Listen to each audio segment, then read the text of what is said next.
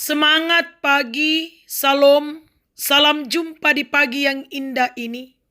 Besar harapan bahwa kita semua dalam keadaan baik dan sehat. Kita awali seluruh rangkaian kegiatan kita hari ini dalam Tuhan melalui saat teduh dengan rehat edisi Rabu 3 November 2021. Kita mulai. Pertolongan kita adalah dalam nama Tuhan yang menjadikan langit dan bumi. Turunlah atas kamu sekalian anugerah dan salam dari Tuhan kita Yesus Kristus. Pengasihan dari Allah Bapa, persekutuan dengan Roh Kudus, menyertai kamu. Amin. Firman Tuhan akan kita dengarkan pagi yang indah ini, yang akan menjadi suluh dan pedoman kita dalam mengarungi kehidupan anugerah Tuhan. Tetapi sebelumnya mari kita mohon kekuatan dan hikmat daripada Tuhan melalui doa. Kita berdoa. Ya Bapa, kami datang menghadap tahta hadirat-Mu. Bersyukur karena Tuhan boleh mempersekutukan kami di pagi yang indah ini. Kami rindu untuk mendengarkan sabda Tuhan yang akan menjadi pedoman kami dalam menjalani kehidupan ini. Roh Kudus, tolong kami semua agar kami mampu memahami, mengerti apa maksud dari firman Tuhan dan kami wujudkan dalam kehidupan ini. Ampuni dosa dan keterbatasan kami Tuhan. Bersabdalah, kami siap mendengarkan. Di dalam Yesus Kristus kami datang kepada Bapa di sorga. Amin. Firman Tuhan pagi ini terambil dari Rut pasal 1 ayat 1 sampai ayatnya yang ke-17. Demikian firman Tuhan. Rut dan Naomi. Pada zaman para hakim memerintah, ada kelaparan di tanah Israel. Lalu pergilah seorang dari Betlehem Yehuda beserta istrinya dan kedua anaknya laki-laki ke daerah Moab untuk menetap di sana sebagai orang asing. Nama orang itu ialah Elimelek, nama istrinya Naomi, dan nama kedua anaknya Mahlon dan Kilion. Semuanya orang-orang Efrata dari Betlehem Yehuda, dan setelah sampai ke daerah Moab, diamlah mereka di sana.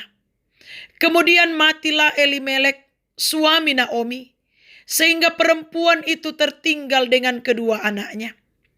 Keduanya mengambil perempuan Moab, yang pertama bernama Orpah, yang kedua bernama Rut, dan mereka diam di situ kira-kira 10 tahun lamanya. Lalu matilah juga keduanya, yakni Mahlon dan Kilion, sehingga perempuan itu kehilangan kedua anaknya dan suaminya. Kemudian berkemaslah ia dengan kedua menantunya, dan ia pulang dari daerah Moab. Sebab di daerah Moab ia mendengar bahwa Tuhan telah memperhatikan umatnya dan memberikan makanan kepada mereka.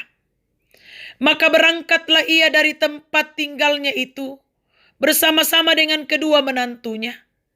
Ketika mereka sedang di jalan untuk pulang ke tanah Yehuda, berkatalah Naomi kepada kedua menantunya itu, "Pergilah, pulanglah masing-masing ke rumah ibunya. Tuhan kiranya menunjukkan kasih-Nya kepadamu, seperti yang kamu tunjukkan kepada orang-orang yang telah mati itu dan kepadaku. Kiranya atas karunia Tuhan kamu mendapat tempat perlindungan masing-masing di rumah suaminya." Lalu diciumnyalah mereka, tetapi mereka menangis dengan suara keras dan berkata kepadanya, "Tidak, kami ikut dengan engkau pulang kepada bangsamu." Tetapi Naomi berkata, "Pulanglah anak-anakku, mengapakah kamu turut dengan aku? Bukankah tidak ada lagi anak laki-laki yang kulahirkan untuk dijadikan suamimu nanti? Pulanglah anak-anakku, pergilah, sebab sudah terlalu tua aku untuk bersuami." Seandainya pikirku, ada harapan bagiku.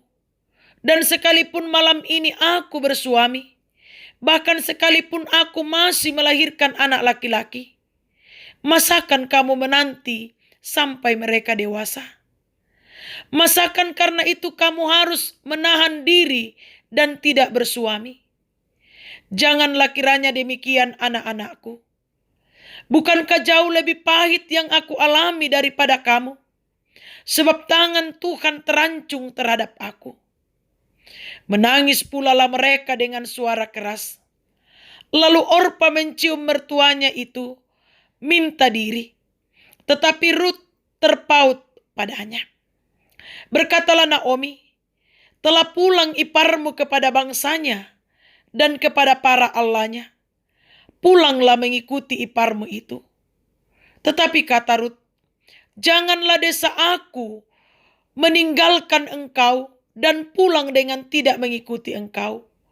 Sebab kemana engkau pergi, ke situ jugalah aku pergi. Dan di mana engkau bermalam, di situ jugalah aku bermalam. Bangsamu lah bangsaku, dan Allahmu lah Allahku. Di mana engkau mati, aku pun mati di sana. Dan di sanalah aku dikuburkan. Beginilah sekiranya Tuhan menghukum aku, bahkan lebih lagi daripada itu, jikalau sesuatu apapun memisahkan aku dari engkau, selain daripada maut. Amin. Dari perikop pembacaan kita diberi tema kesetiaan yang tak pudar. Jemaat yang dikasihi Tuhan, seberapa lama Anda mempertahankan kesetiaan jika hal yang saudara harapkan cenderung tidak lagi memberi harapan? Saudara-saudara, bagian dari perikop ini menjelaskan 3 orang perempuan yang masing-masing menunjukkan pengambilan keputusan yang berbeda. Naomi adalah mertua Rut dan Orpa, yang juga telah kehilangan suami seperti Rut dan Orpa, yang adalah menantunya, yang juga telah kehilangan suami beberapa tahun yang lalu. Dalam perjalanan hidupnya, Naomi ingin kembali ke negerinya, sehingga ia menyampaikan dengan kasih kepada Rut dan Orpa, yang adalah menantunya, untuk kembali kepada keluarganya. Karena keadaan dan pertimbangan tertentu, Orpa akhirnya menerima saran Naomi, yang adalah mertuanya. Sedangkan Rut tetap bertahan bersama Naomi, yang adalah mertuanya, sekalipun kehidupan amatlah sulit. Sekalipun saat itu kehidupan amatlah sulit, Rut berkata kepada Naomi bahwa, janganlah desa aku meninggalkan engkau dan pulang dengan tidak mengikuti engkau. Sebab kemana engkau pergi, ke situ jugalah aku pergi. Dan di mana engkau bermalam, di situ jugalah aku bermalam. Bangsamu lah bangsaku, dan Allahmu lah Allahku. Di mana engkau mati, aku pun mati di sana. Dan di sanalah aku dikuburkan. Ayat 16 sampai 17a. Sikap Rut tetap menunjukkan kesetiaan sekalipun dalam kesulitan. Jemaat yang dikasihi Tuhan, belajar dari kisah ini, kita dapat merenungkan bahwa kesetiaan itu amatlah penting.